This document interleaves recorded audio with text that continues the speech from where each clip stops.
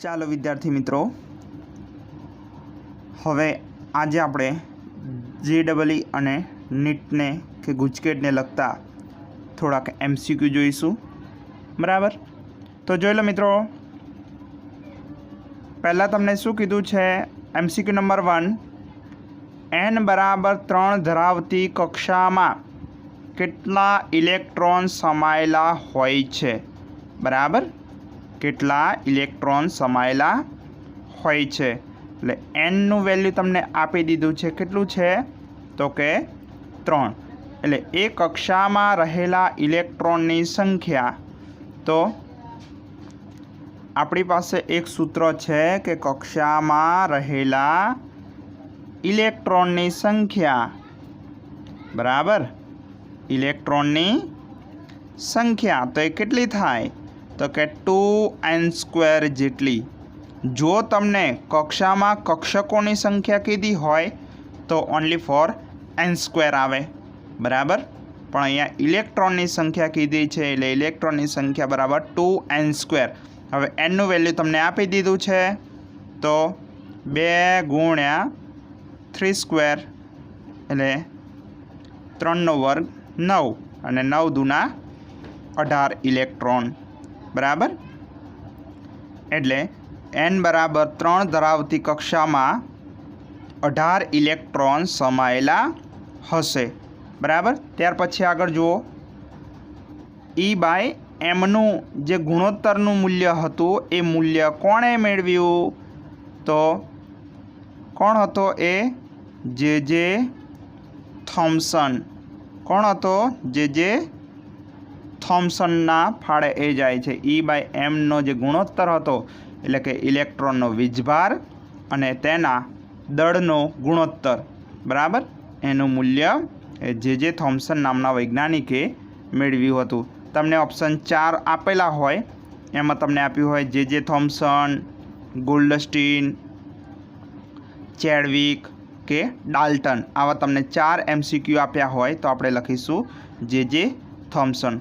હવે એમાં બીજું વધારાનું હું તમને કહી દઉં કે ઇલેક્ટ્રોનની શોધ કોણે કરી હતી? તો ઇલેક્ટ્રોનની શોધ J.J. થોમ્સને.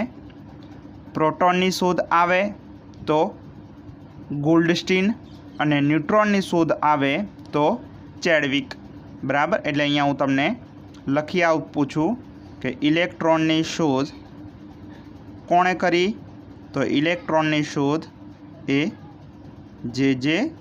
થોમ્સન, બરાબર. પ્રોટોનની શોધ તો કે E. ગોલ્ડસ્ટીન. પ્રોટોનની શોધ E. ગોલ્ડસ્ટીન નામનો વૈજ્ઞાનિક, E. ગોલ્ડસ્ટીન. અને ન્યુટ્રોનની શોધ તો કે ન્યુટ્રોનની શોધ ચેડવિક નામનો વૈજ્ઞાનિક, બરાબર. એટલે ન્યુટ્રોનની શોધ એ ચેડવિકે કરી હતી. ઓકે. ત્યાર પછી નવો MCQ જુઓ. શું કહે છે નવો MCQ? તો કે એક તત્વનું કેન્દ્ર 9 પ્રોટોન્સ ધરાવે છે તો તેની સંયોજકતા કેટલી હશે? હવે અહીંયા પ્રોટોનની સંખ્યા 9 આપી છે એટલે એનો પરમાણુ ક્રમાંક કેટલો હશે? તો કે 9. એટલે અહીં પરમાણુ ક્રમાંક 9 છે.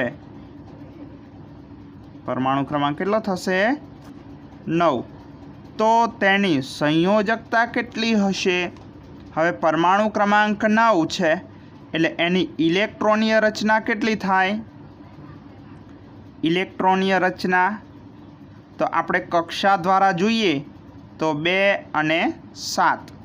9મા ધોરણમાં તમે આ શીખી ગયા છે. 2 અને 7, બરાબર. આપણે 9મા ધોરણમાં શીખી ગયા ને કે 2, 8, 8, 18, 18 અને 32 એ પ્રમાણે. તો ઇલેક્ટ્રોનની રચના કેટલી થશે? 2, 7, બરાબર. તો હવે અહીં આગળ સંયોજકતા કક્ષામાં કેટલા ઇલેક્ટ્રોન છે? તો કે 7. એટલે અષ્ટક પૂરું કરવા 1 ઇલેક્ટ્રોનની જરૂર પડે. એટલે એક ઇલેક્ટ્રોનની જરૂર પડે, બરાબર। એટલે અષ્ટક પૂરું કરવા માટે એને જેટલા ઇલેક્ટ્રોનની જરૂર પડે અથવા તો જેટલા ઇલેક્ટ્રોન ગુમાવવા પડતા હોય તો એ ઇલેક્ટ્રોનની સંખ્યાને એની સંયોજકતા કહેવામાં આવે છે। જો ઇલેક્ટ્રોનની જરૂર પડે તો સંયોજકતા ઋણ હોય, બરાબર।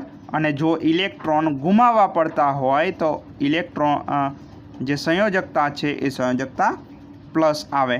એટલે અહીંયા આપણે સંયોજકતા કેટલી આવે તો સંયોજકતા બરાબર -1 આવે, બરાબર। તમને ઓપ્શનમાં આપ્યું હોય -1 +1 -2 +2 એવા 4 ઓપ્શન આપ્યા હોય।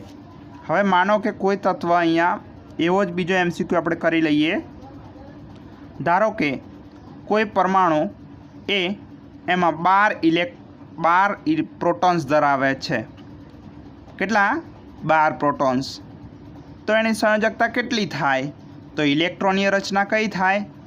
2 12 પ્રોટોન છે, અહીંયા સમજો 12 પ્રોટોન, બરાબર। હવે 12 પ્રોટોન માટે ઇલેક્ટ્રોનની રચના 2 8 અને 2 થાય, બરાબર। 2 8 2। તો આને અષ્ટક પૂરું કરવું હોય તો અષ્ટક પૂરું કરવા માટે 6 ઇલેક્ટ્રોનની જરૂર પડે, પણ એ 6 ઇલેક્ટ્રોન એટલા સહેલાઈથી મેળવી શકે નહીં। એના કરતાં એવું કરી દે કે ભાઈ 2 ઇલેક્ટ્રોન ગુમાવી દે તો 8 ઇલેક્ટ્રોન થઈ જાય। એટલે ઇલેક્ટ્રોન કેટલા ગુમાવે છે? 2 ઇલેક્ટ્રોન ગુમાવે, બરાબર। એટલે ઇલેક્ટ્રોન ગુમાવે તો ચાર્જ કેવો આવે? પ્લસ, બરાબર। એ ગુમાવે છે એટલે એમાંથી એ ઓછા થઈ જાય છે એટલે પ્લસ।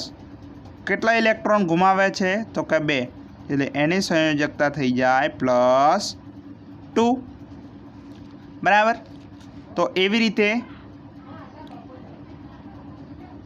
નવો MCQ એક છે આપણી પાસે કે હિલિયમનો વર્ણપટ કોને મળતો આવે છે? હવે હિલિયમનો વર્ણપટ કોને મળતો આવે? તો કે હિલિયમના જેટલા ઇલેક્ટ્રોન જેમાં હશે એને મળતો આવે, બરાબર। કોઈ પણ વર્ણપટ હોય, વર્ણપટ શેના કારણે મળે આપણને? તો કે ઇલેક્ટ્રોન જ્યારે એ ઉર્જાનું ઉત્સર્જન કરી અને અવશોષણ કરે ત્યારે આપણને ઉત્સર્જન અને અવશોષણ વર્ણપટ મળતા હોય છે, બરાબર। તો હિલિયમ છે એ હિલિયમનામાં ઇલેક્ટ્રોન કેટલા હશે? તો કે હિલિયમનો પરમાણુ ક્રમાંક 2 છે। હિલિયમનો પરમાણુ ક્રમાંક કેટલો છે? 2 છે। એટલે હિલિયમમાં કેટલા ઇલેક્ટ્રોન હશે? ઇલેક્ટ્રોન કેટલા હશે? 2, બરાબર। તો હવે આમાંથી હિલિયમના જેટલા ઇલેક્ટ્રોન કયામાં હશે? તમને MCQ એટલા માટે આપ્યા કે આવા કોઈ પણ હોઈ શકે તમને। હવે He+ એટલે હિલિયમમાં 2 ઇલેક્ટ્રોન હશે, એમાંથી +1 ચાર્જ એટલે કે એમાંથી એક ઓછો હશે એટલે આમાં એક જ ઇલેક્ટ્રોન હશે। Li+ લિથિયમમાં પરમાણુ ક્રમાંક 3 એટલે 3 ઇલેક્ટ્રોન, પણ ચાર્જ +1 છે એટલે Li+માં ઇલેક્ટ્રોનની સંખ્યા 2 હશે। હાઇડ્રોજનમાં 1 હશે અને સોડિયમમાં 11 હશે। તો 4માંથી કયામાં ઇલેક્ટ્રોનની સંખ્યા હિલિયમ જેટલી થઈ? તો કે લિથિયમમાં। એટલે અહીં લિથિયમનો વર્ણપટ એ હિલિયમ જેવો હશે, બરાબર। કોનો વર્ણપટ હશે? લિથિયમ, એટલે લિથિયમ પ્લસ આયનનો, એટલે લિથિયમ પ્લસ આયનનો વર્ણપટ હિલિયમ જેવો હશે। એટલે હિલિયમનો વર્ણપટ એ કોને મળતો આવશે? તો કે Li+ ને મળતો આવશે। ત્યાર પછી આગળ જુઓ મિત્રો, નવો MCQ શું કહે છે? તો કે બોહરના પરમાણુ મોડેલ અનુસાર n = 5 કક્ષામાં રહેલા ઇલેક્ટ્રોનનું કોણીય વેગમાન કેટલું હશે? n = 5 કક્ષામાં રહેલા ઇલેક્ટ્રોનનું કોણીય વેગમાન કેટલું હશે? તો એનું કોણીય વેગમાન કેટલું થાય? તો અહીંયા તમને એક સૂત્ર છે કે ઇલેક્ટ્રોનનું કોણીય વેગમાન, ઇલેક્ટ્રોનનું કોણીય વેગમાન બરાબર જે બોહરનું પરમાણુ મોડેલ હતું એ બોહરના પરમાણુ મોડેલમાં આપણને આપ્યું હતું કે NH/2π બરાબર. આ સૂત્ર છે NH/2π.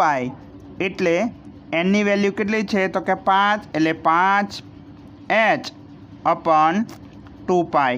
એટલે 5ના અડધા કેટલા? તો કે 2.5 H/π જેટલું બરાબર. તમને MCQમાં આપ્યા હોય કે 5 H/π, 10 H/π એવા 4 MCQ આપ્યા હોય બરાબર. પણ આપણે ગણતરી આ સૂત્ર દ્વારા સહેલાઈથી કરી અને જવાબ આપણને મળશે 2.5 H/π જેટલો. ત્યાર પછી જુઓ તો કે સ્થાનની અનિશ્ચિતતા તથા વેગમાનની અનિશ્ચિતતા સરખા હોય તો વેગમાં અનિશ્ચિતતા કેટલી હશે?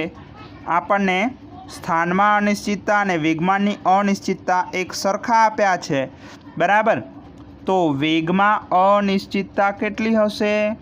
તો સામાન્ય રીતે અનિશ્ચિતતા માટેનો જે હાઇઝનબર્ગનો સિદ્ધાંત છે બરાબર. એટલે હાઇઝનબર્ગના સિદ્ધાંત મુજબ, હાઇઝનબર્ગના અનિશ્ચિતતાના સિદ્ધાંત મુજબ શું થશે? સિદ્ધાંત મુજબ સૂત્ર શું બને? તો કે delta x into delta p is less than equal to H/4π જેટલું થાય બરાબર. એટલે અહીં આપણે આવું સૂત્રમાં કરવાનું છે કે delta x into delta p બરાબર H/4π. પણ આપણે જાણીએ છીએ કે ડેલ્ટા p બરાબર શું થાય? તો કે m ઇન્ટુ ડેલ્ટા v શું થશે? mv ઉપરથી આપણે, કારણ કે આપણે વેગમાન બરાબર શું લખીએ? p બરાબર mv, પદાર્થનું દળ ગુણ્યા એનો વેગ, એટલે એ બંનેનો ગુણાકાર એ વેગમાન જેટલો થાય બરાબર. તો હવે પીની વેલ્યુ અહીંયા મૂકીએ તો delta x into m delta v બરાબર H/4π. તો આપણે શું કરવાનું છે? વેગની અનિશ્ચિતતા શોધવાની છે બરાબર. વેગની શું શોધીશું? અનિશ્ચિતતા. એટલે ડેલ્ટા v બરાબર શું લખાય? તો કે H/4π m into delta x બરાબર. ત્યાર પછી આગળના MCQ તો જુઓ, એક વાયુ 2 તરંગ લંબાઈઓ એ ઉત્સર્જિત કરે છે બરાબર. એક વાયુ 2 તરંગ લંબાઈઓ ઉત્સર્જિત કરે છે. 355 નેનોમીટરવાળા ફોટોનનું શોષણ કરે છે. એટલે તમને અહીંયા લેમડા આપી છે, કેટલી છે? તો કે 355 નેનોમીટર બરાબર. હવે 2 તરંગ લંબાઈઓ જે ઉત્સર્જિત કરે છે, આ તો ફોટોનનું જે શોષણ કર્યું એ ફોટોનની તરંગ લંબાઈ આપી છે 355 નેનોમીટર. જો એક તરંગ લંબાઈ 680 નેનોમીટર હોય, કેટલી? 680, એટલે λ1 બરાબર 680 હોય તો બીજી તરંગ લંબાઈ કેટલી હશે? આપણે λ2 ફાઇન્ડ આઉટ કરવાની છે। તો શું કરીશું મિત્રો, આપણી પાસે એક સૂત્ર છે કે કુલ ઉર્જા કેટલી થાય, E બરાબર બે ઉર્જાઓ હોય તો એ બેને ભેગી કરીએ તો એટલી ઉર્જા થાય, તો E1 પ્લસ E2 જેટલી થાય, બરાબર। પણ હવે આપણી પાસે શું છે, E બરાબર સૂત્ર છે, E બરાબર શું લખાય, hc/λ, એટલે E બરાબર hc/λ લખીએ, બરાબર। E1 બરાબર શું લખાય, તો કે hc/λ1 પ્લસ hc/λ2 લખાય। ત્યાર પછી હવે hc આ બંનેમાંથી hc ને કોમન કાઢો તો શું લખાય, hc/λ બરાબર hc ઇન્ટુ કૌંસમાં 1/λ1 પ્લસ 1/λ2 બરાબર। hc બંને બાજુથી કટ કરી નાખીએ તો શું મળે આપણને સૂત્ર, તો કે 1/λ બરાબર 1/λ1 પ્લસ 1/λ2। ઓકે, હવે લેમડા તમને કેટલી આપી છે, તો કે 355, બરાબર। પણ આપણે અહીંયા શોધવાનું શું છે, λ2, એટલે λ2 ને સૂત્રનો કરતા બનાવી દઈએ, એટલે અહીંયા આવું સૂત્ર મળે કે 1/λ2 બરાબર આ λ1 આ બાજુ જાય એટલે 1/λ માઇનસ 1/λ1 બરાબર। તો હવે શું સૂત્ર બનશે, કિંમતો મૂકીએ તો 1/λ2 બરાબર શું લખાય, લેમડા કેટલી આપી છે, 355, એટલે 1/355 ઓછા 1/680।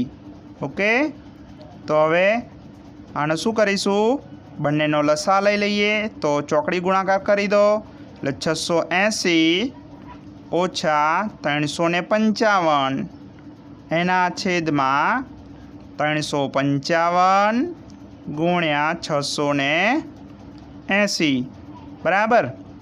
તો 680માંથી 55 બાદ કરો એટલે 680માંથી 355 બાદ કર્યા એટલે 5, 2 અને 3, 325 છેદમાં 355 ગુણ્યા 680 એટલે 355 ગુણ્યા 68 કરી નાખો ને છેલ્લે 0 ઉમેરી દેવાની। ઓકે, 6 5 30 C0 વધી 3, 6 5 30 ને 3 3303 વધી 3, 6 તારી 18 ને 3 21, 8 5 40 0 વધી 4, 8 5 40 ને 4 4404 વધી 4, 8 તારી 24 ને 4 28 બરાબર।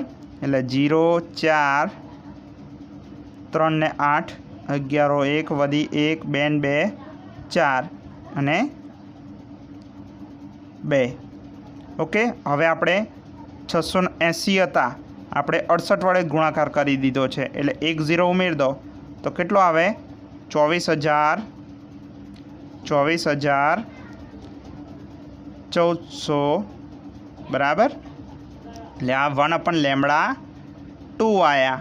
હવે શું કરીએ, λ2 ને સૂત્રનો કરતા બનાવીએ તો λ2 ને સૂત્રનો કરતા બનાવીએ તો ચોકડી ગુણાકાર એ પ્રમાણે કરવાનો, તો 24,1400 એના છેદમાં 325 બરાબર। તો શું કરશો, 24 14 ને 325 વડે ભાગવાના અથવા તો એના અવયવો પાડી શકો તમે તો તમને જવાબ મળી શકે। તો મિત્રો અહીંયા આપણે સાદરૂપ આપીશું બંનેનો તો આપણને જવાબ 743 જેટલો મળશે। 743 અહીંયા નેનોમીટરમાં તરંગ લંબાઈ આપી હતી તો આપણે અહીંયા પણ નેનોમીટરમાં જ લખીશું। એટલે λ2 બરાબર આપણને આટલી મળે. બરાબર. એટલે આપણે જેમ બને એમ મૌખિક જે ગણતરી કરતાં વધારે શીખીશું. ત્યાર પછી આગળ જોઈએ. મુખ્ય ક્વોન્ટમાંક n બરાબર 4 માં હાજર રહેલ કક્ષકોની કુલ સંખ્યા કેટલી? પહેલાં જ MCQમાં આપણે શીખી ગયા, જો ઇલેક્ટ્રોનની સંખ્યા હોય તો 2n² અને કક્ષકોની સંખ્યા કે તો કક્ષકોની સંખ્યા કેટલી થશે? તો કે n² જેટલી. એટલે કક્ષકોની સંખ્યા બરાબર n². તો n કેટલા છે? 4. એટલે 4 નો વર્ગ એટલે 4 ગુણ્યા 4. તો કક્ષકોની સંખ્યા કેટલી હશે? 16 કક્ષકો હશે. બરાબર.